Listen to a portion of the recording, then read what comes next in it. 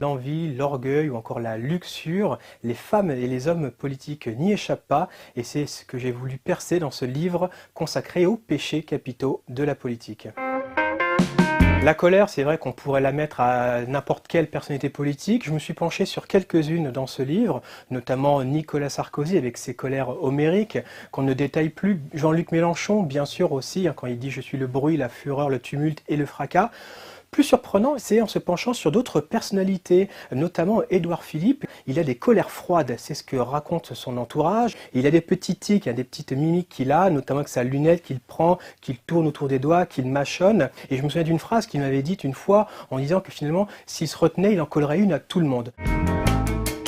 On voit aussi que les hommes et les femmes politiques, ils ont un bon coup de fourchette et certains ont aussi du mal à le maîtriser. C'est le cas de Xavier Bertrand qui surveille en permanence son poids. Et finalement, la petite astuce qu'il a trouvée, c'est de s'aménager en fait un fourgon, une camionnette avec laquelle il sillonne toute sa région des Hauts-de-France. Et dedans, en fait, il y a une table, il y a un petit frigo, une petite glacière dans laquelle il a toujours à disposition de la viande blanche, des carottes râpées, des petites salades qui lui permet comme ça de manger dans la journée, et ça lui évite en tout cas, quand il se rend dans un déplacement, dans une cérémonie officielle, d'avoir à se jeter sur les petits fours.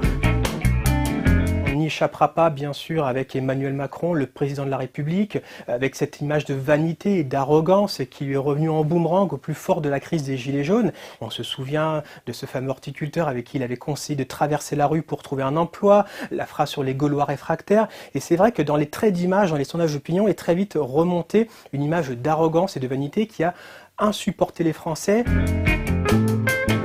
Dans le registre de l'envie, une personnalité que j'ai rencontrée dans le cadre de ce livre, c'est Gérald Darmanin, le ministre du budget. Il garde tout, c'est-à-dire ça peut être un menu, un repas officiel, un billet d'avion, un petit mot que le chef de l'État lui aura fait passer pendant un conseil des ministres. C'est toute cette petite marque de son quotidien, de sa vie d'homme public qu'il compile dans plusieurs classeurs en fait. Et quelque part, ce sont des témoins de son ascension sociale.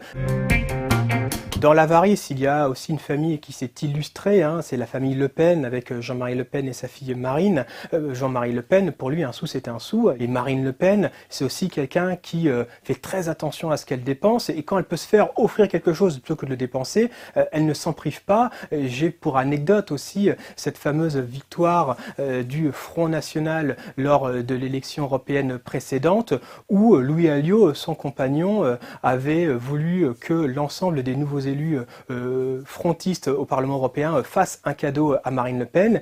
Et comme c'est une passionnée de chats, Louis Alliot avait décidé que tout le monde se cotise pour lui offrir un chat Savannah d'une valeur de 4 500 à 5 000 euros. Chat qui aura une destinée un peu tragique puisque à peine quelques semaines après qu'elle l'ait eu, ce chat finira par être écrasé par une voiture. Je me suis penché sur le cas de cet ancien candidat à l'élection présidentielle de 2017 qui, en fait, pendant tout le temps de la campagne, avait une relation avec une de ses collaboratrices. En soi, ce n'est pas répréhensible, à ceci près que ça a été un vrai sujet, en fait, pour les collaborateurs de ce candidat, avec à chaque fois cette inquiétude qui était très forte de savoir si cette révélation qui pouvait à tout moment sortir et être connue du grand public ne vienne pas parasiter la campagne de ce candidat à l'élection présidentielle.